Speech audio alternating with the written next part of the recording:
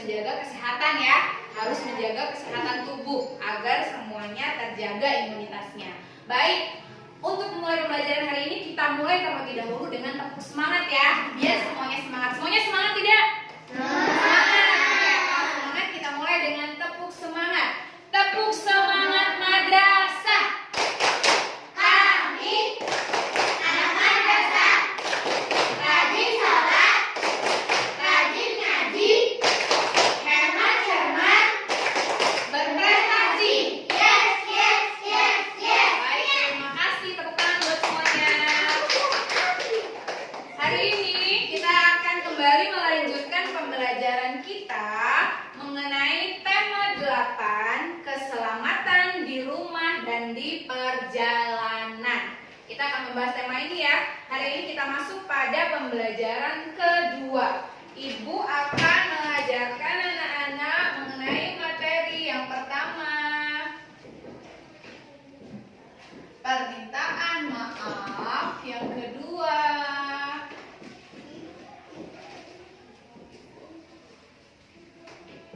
peraturan sehari-hari, dan yang ketiga adalah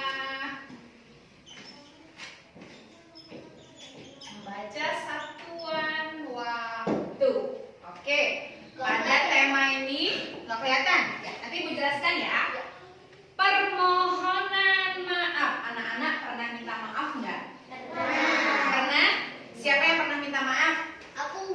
Iya, bagus. Permintaan maaf itu biasanya dilakukan ketika apa?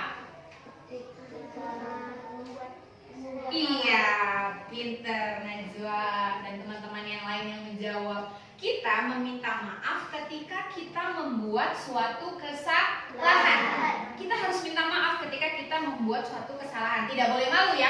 Ada yang malu gak ketika mau minta maaf? Nah, tidak boleh malu. Ketika kita salah, kita harus minta maaf. Dan demikian juga dengan yang dimintai maaf. Kalau ada teman yang minta maaf, kita harus memaafkan. Tidak boleh, nggak mau, saya nggak mau maafin lah, dia nakal sama saya, misalnya. Tidak boleh, kita harus saling memaafkan. Nah, anak-anak sekalian, dalam permintaan maaf itu juga ada aturannya ya. Ada aturannya, bagaimana sih cara kita ketika kita harus meminta maaf? Meminta maaf itu sebaiknya dengan cara yang seperti apa? Siapa yang bisa jawab? Oke, Dina, apa? Aku minta maaf ya. Oh iya, aku minta maaf ya. Ada Dina, dengan cara ya lemah lembut. Terus caranya seperti apa lagi, Dina? Cara minta maaf itu? Yang pertama lemah lembut tuh kata Dina, ya. Terus apa lagi? Sopan santun. Iya, dengan cara sopan santun kata Rafa, pinter. Nggak boleh kita minta maaf tapi maksa.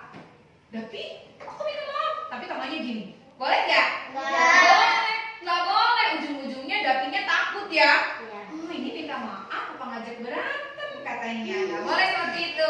Jadi ketika minta maaf kita harus menggunakan kata-kata yang sopan, kata-kata yang baik. Ketika teman kita belum bisa memaafkan, kita tidak usah memaksa, tidak apa-apa.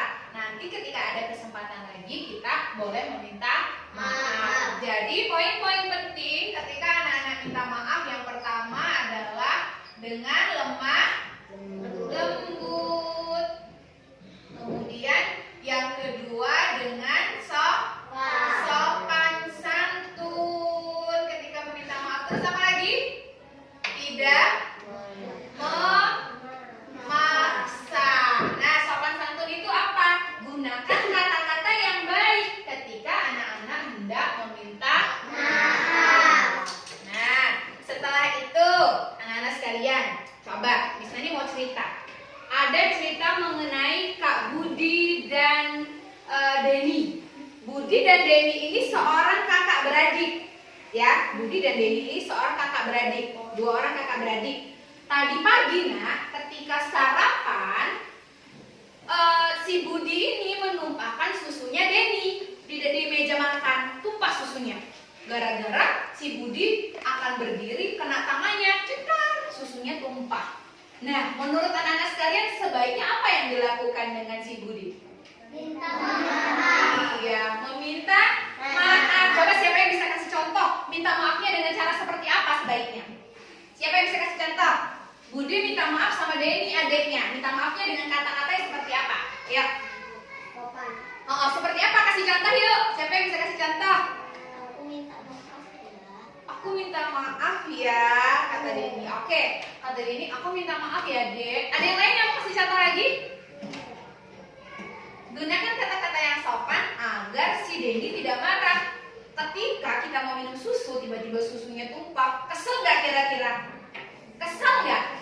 Kesel. Tapi kita tetap harus memaafkan. Gunakan kata-kata yang baik.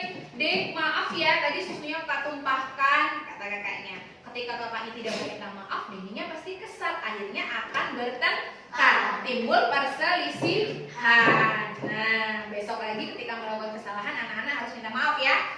Oke, sekarang kita ditanya. Dari cerita tadi, kira-kira si Budi yang menjatuhkan atau menumpahkan susu tadi patuh dengan peraturan tidak? Patuh peraturan tidak? Kok susunya bisa tumpah sih? Patuh peraturan tidak? Tidak. Anak-anak tahu peraturan? Tahu. Di rumah ada peraturan tidak?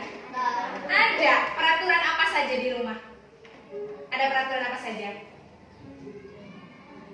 Siapa yang bisa kasih contoh? Ayo, ada peraturan apa saja di rumah? Contoh peraturan di rumah, apa ayo? Hubungannya dengan Budi dan Banu tadi. Ketika sarapan pagi ada peraturan tidak di rumah? Ada?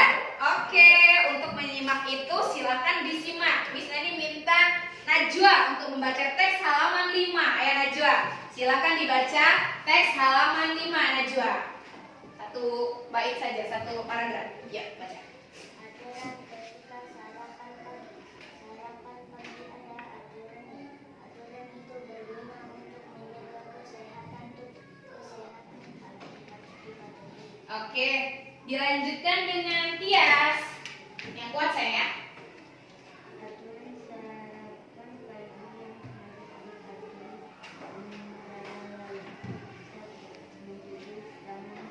yang apa isi teks yang telah kamu baca pada halaman sebelumnya? Apa kesimpulanmu terhadap isi teks pada halaman sebelumnya? Oke, tadi rekan-rekannya sudah membaca mengenai aturan ketika sarapan pagi. Miss Nani baca ulang ya. Sarapan pagi ada aturannya. Aturan itu berguna untuk menjaga kesehatan tubuh. Kesehatan tubuh sangat penting. Tubuh yang sehat terhindar dari penyakit. Penyakit yang muncul disebabkan sering lalai dengan aturan-aturan. Oleh sebab itu, aturan kita sarapan pagi harus dipatuhi. Apa saja aturan-aturan itu? Yang pertama, mencuci tangan sebelum makan hingga bersih. Yang kedua, duduk dengan posisi yang benar. Ketiga, mengambil makanan dan minuman dengan tertib.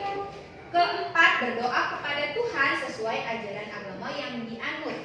Yang kelima, makan pelan-pelan dan tidak terburu-buru. Yang keenam, tidak berbicara ketika makan. Yang ketujuh, setelah makan mencuci tangan hingga bersih. Dan yang kedelapan, setelah makan berdoa kepada Tuhan sesuai ajaran agama yang dianut. Nah, dari keterangan yang sudah Ibu sampaikan, kira-kira Budi tadi melakukan kesalahan yang mana sih? Aturan yang mana sih? Sehingga Budi bisa menjatuhkan susu milik adiknya? Kira-kira dia tidak patuh dengan peraturan yang mana, nak? Nomor? Nomor? Iya, nomor 3. Mengambil makanan dan minuman dengan tertib. Budi tidak tertib. Dia ngambil makanannya tergesa-gesa sehingga susu di dalam gelas di atas meja bisa tertumpah. Nah, anak sekalian, ketika kita tidak patuh dengan peraturan, maka yang terjadi adalah sebuah kesalahan dan kegaduhan. Bukan hanya peraturan di dalam rumah, tapi banyak ada peraturan di sekolah terutama. Nah, anak sekalian harus patuh. Contohnya peraturan menggunakan seragam, tidak boleh datang terlambat, harus membawa buku pelajaran. Itu peraturan-peraturan di sekolah. Peraturan di rumah selain peraturan sarapan pagi, ada peraturan apa lagi? Siapa yang bisa kasih contoh? Peraturan apa lagi selain aturan ketika sarapan pagi? Ada yang bisa kasih contoh? Masa nggak bisa? Najwa mungkin? Peraturan apa lagi, Najwa? Peraturan ketika bangun tidur, ada peraturannya? Ada. Harus apa? Merapikan tempat tidur. Tadi pagi ada yang sudah merapikan tempat tidurnya? Ya, pinter. Tadi pagi sholat subuh semua? Sholat subuh termasuk tidak peraturan di rumah? Iya, setiap pagi saya harus sholat subuh. Itu ibu saya sudah membuat suatu peraturan yang ujung-ujungnya pada akhirnya peraturan itu akan menjadi sebuah kebiasaan baik.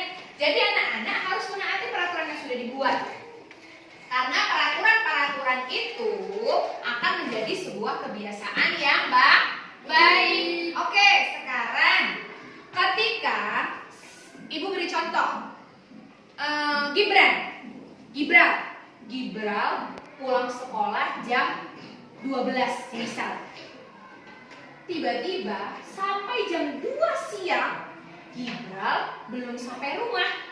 Kira-kira Gibral patuh peraturan atau tidak menurut anak-anak sekalian?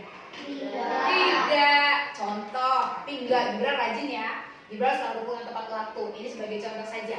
Nah, ketika anak-anak pulang sekolah terlambat, itu tidak taat peraturan. Saya main dulu, Miss. Saya main dulu tadi ketemu teman, main layang-layang. Nah, tidak boleh. Sebaiknya anak-anak pulang terlebih dahulu, baru bermain. Nah, Gibral sudah terlambat. Pukul 2 baru pulang. Nah, anak-anak sekalian, pukul 2 siang. Anak-anak sudah bisa membaca jam semua? Sudah. Tadi Gibral pulangnya jam berapa? Jam 2. Jam 2 itu jarum panjangnya ada di mana sih? Hah? Di angka berapa? 12. Di angka 12. Jarum panjang di angka 12. Jarum pendek di mana? 2. Di angka 2. Ini disebut pukul berapa? 14. Pukul 2. Iya, pukul 2 ini untuk dini hari dalam bahasa kita baca pukul 14.00 waktu Indonesia bagian barat atau disebut dengan jam 2. Nah, ini membaca pukul 14.00 waktu Indonesia bagian barat itu disebut satuan baku waktu ya. Kita membacanya dengan baku. Ketika membacanya jam 2 ini disebut sebagai satuan tidak baku. Bisa baca jam semua ya? Oke, sekarang bisa dikasih contoh lagi. Ketika misalnya buat jarum jam seperti ini pada pukul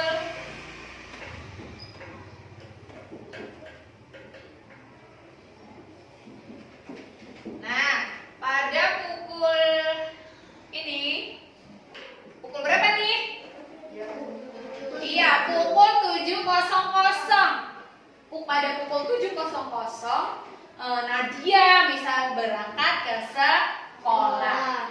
Ketika satuan tidak bakunya cukup dibaca jam 7. Pukul 07.00 waktu Indonesia bagian barat. Ini bisa dibaca jam 7. 7. Itu saja bisa. Nah, anak-anak, ketika membaca jam sudah paham, anak-anak sudah tahu satuan waktu? Sudah? Oke, pinter. Satuan waktu itu ada jam, kemudian menit, kemudian detik. Sudah paham semua? 1 jam berapa menit, nak? 1 jam 60 menit. Kemudian 1 menit berapa detik, nak? 1 menit sama 60 detik. Nah, ini disebut sebagai satuan waktu. Sudah bisa ya? Ketika ibu pergi ke sekolah selama 1 jam. Jadi, ibu pergi ke sekolah berapa menit? 60. Iya, pinter. Bisa semua ya? Iya, tepuk tangan ya buat semuanya yang pinter-pinter hari ini. Masih semangat? Masih semangat? Ayo kita tepuk madrasah lagi. Tepuk semangat madrasah. Kami anak madrasah, rajin sholat, rajin ngaji, hemat cermat, Berprestasi. yes. Oke, good. Anak-anak semuanya pinter hari ini. Hari ini pembelajaran kita sudah selesai ya pada 3 topik mengenai materi permintaan maaf, aturan di dalam rumah, dan juga membaca satuan waktu. Nah, sekarang silahkan dibuka LKS-nya halaman 17. Dibuka. Oh, sudah dibuka. Oke, kalau sudah dibuka, silakan dikerjakan terlebih dahulu dari 1 sampai 10 ya. Silakan dikerjakan, nanti akan Ibu kumpulkan pada akhir pembelajaran dan Ibu ambil nilai untuk nilai hari ini. Silakan dikerjakan.